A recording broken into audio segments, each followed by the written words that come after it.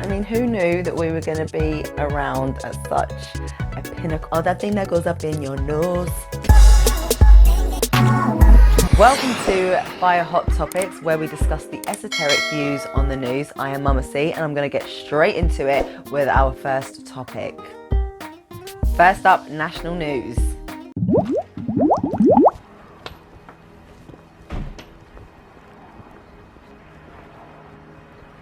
I'm Nico Milana, founding father and supreme leader of the Nico Defence League, and I'm running for Mayor of London.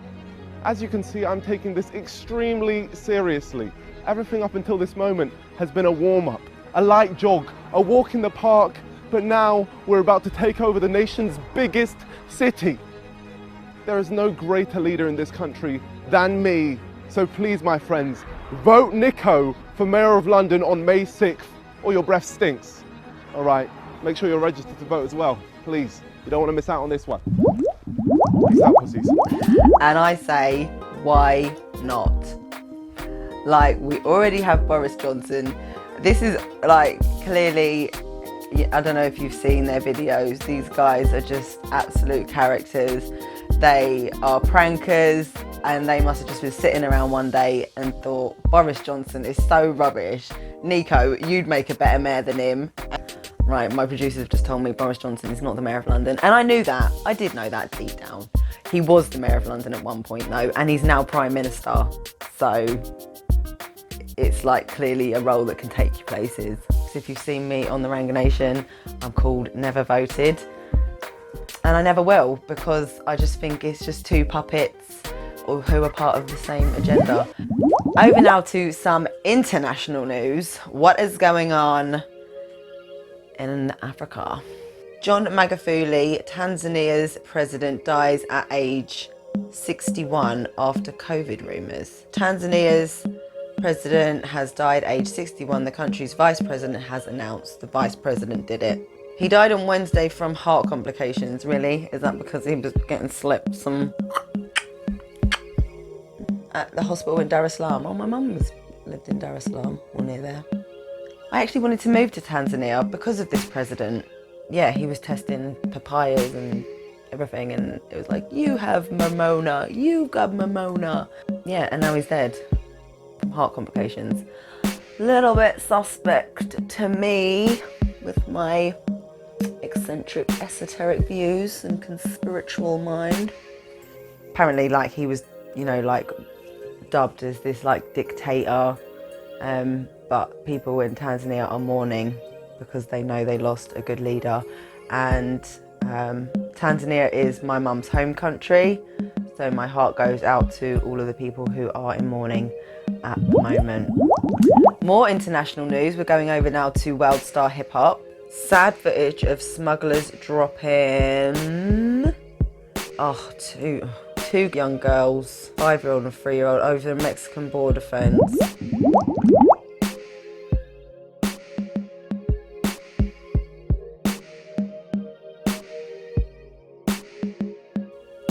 This says, I'm appalled by the way these smugglers viciously dropped innocent children from a 14-foot border barrier last night. If not for the vigilance of our agents using mobile technology, these two tender-aged siblings would have been exposed to the harsh elements of desert environment for hours, stated El Paso Sector Chief Patrol Agent Gloria I. Chavez. We are currently working with our law enforcement partners in Mexico and attempting to identify these ruthless human smugglers so as to hold them accountable to the fullest extent of the law.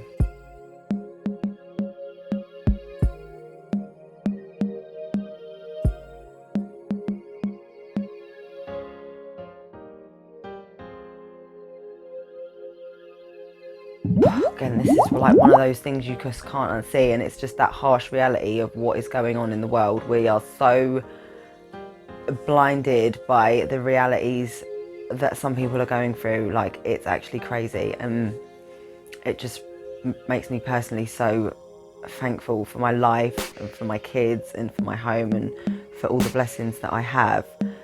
What are these people going through to do this to children?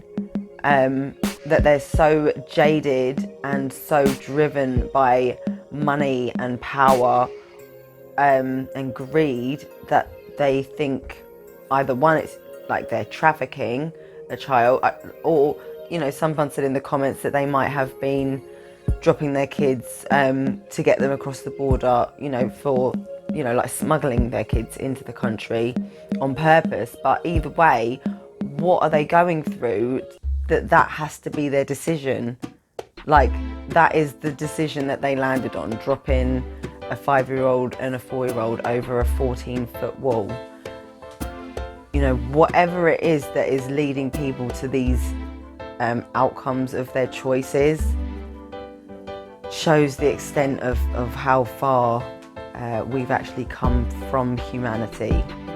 Condolences out there to these kids for going through that, their parents for, you know, if they've lost them. Sorry for that rant, but wow. Why are they releasing this footage now? Good evening. The final minutes of George Floyd's life leading up to his deadly encounter with Minneapolis police. Now we're seeing that for the first time. During testimony in the murder trial of the now fired cop Derek Chauvin, prosecutors played never-before-seen security video from inside the corner store where clerks called the cops on George Floyd because he allegedly paid with a fake $20 bill. That's George Floyd in the black tank top. Security footage shows George Floyd apparently high and acting erratically inside the store before his death. Okay, so at the moment the court trial with the police officer is going on as we speak. That is in the courts, whether he should be done for murder, or whether they're gonna just release some footage that's gonna make everyone go, oh, maybe he did deserve it, because that's what people do. I don't know if you've ever noticed it in films. Whoever's the bad guy, they're always a dick. Like, they're always just twats so that you don't care and you're desensitized to the fact that they get killed off early. You're like, oh, they deserve it. We've been conditioned this way.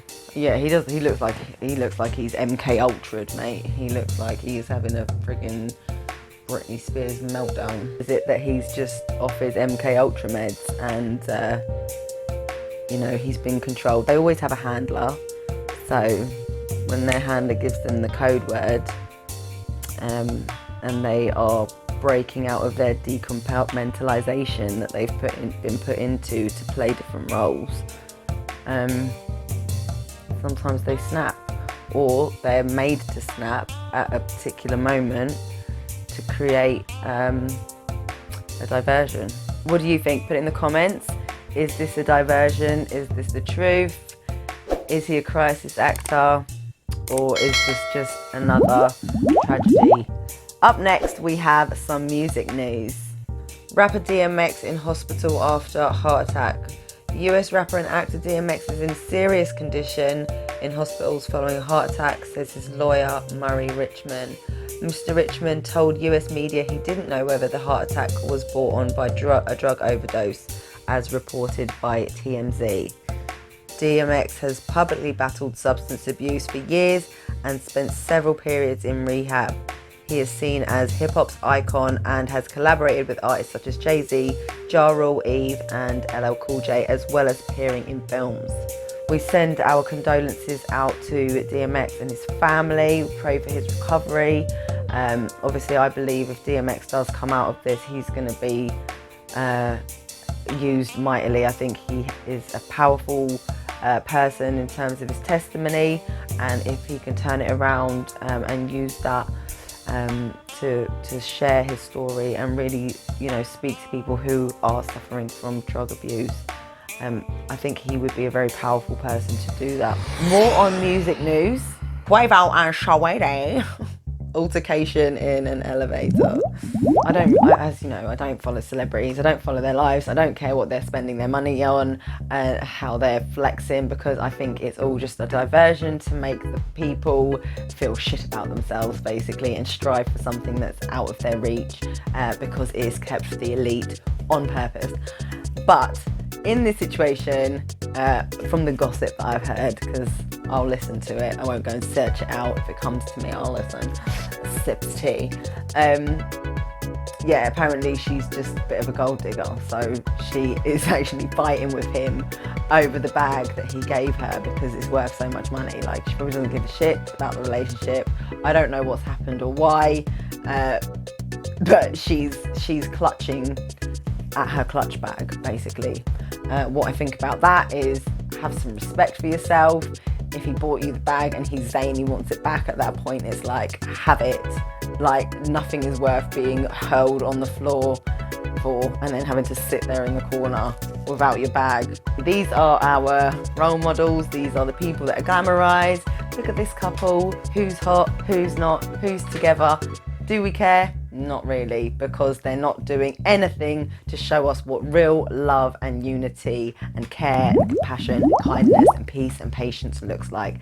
Going over now to some travel news. Football's coming home. Gradually. This is how it used to be, fans streaming along Wembley Way on their way to an England international in 2019. Now 3 showpiece domestic games at Wembley, the semi-final and the final of the FA Cup and the Carabao Cup final will be among 9 vaccine passport trials, with fans allowed back in the stadium in April and May.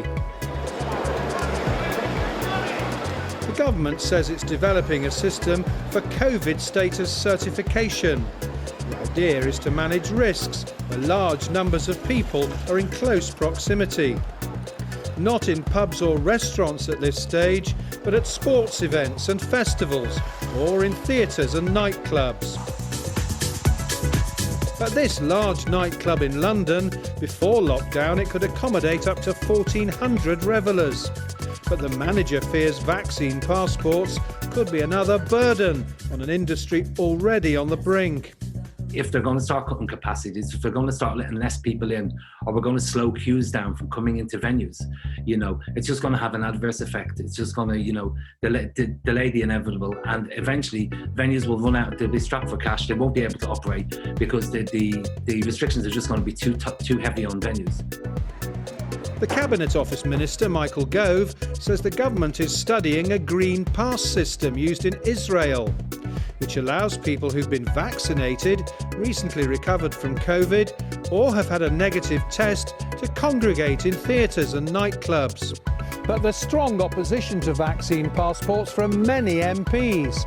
This weekend, a cross-party group of 72 MPs signed a pledge opposing the scheme, claiming it's divisive and discriminatory. If the plan does require legislation, the government may try to win over the rebels by promising it'll only be temporary, perhaps for no more than a year. Besides vaccine passports, Boris Johnson will tomorrow also announce new plans for international travel this summer. Travellers will face a traffic light system. People returning from a green light country will not have to self-isolate, but will need to provide a negative test before departure and after arrival.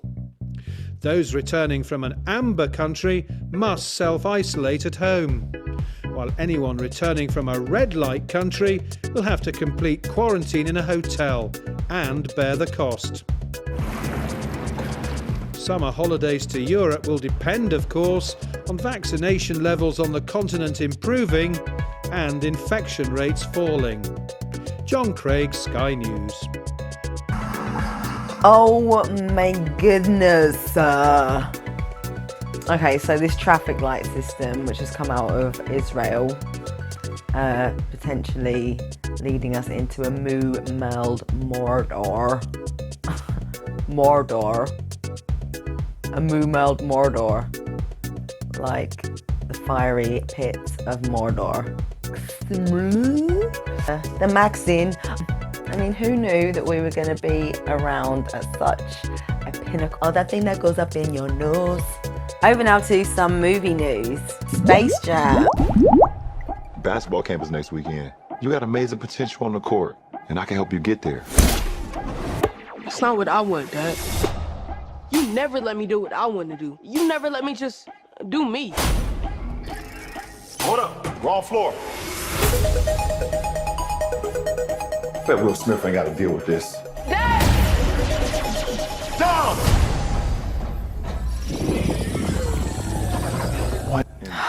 Wow, first of all, that first place he was a bit concerning. Concerning. Loads of computers, loads of servers, King James. King James version of what? His son's being held prisoner on an astral range plane. He's going like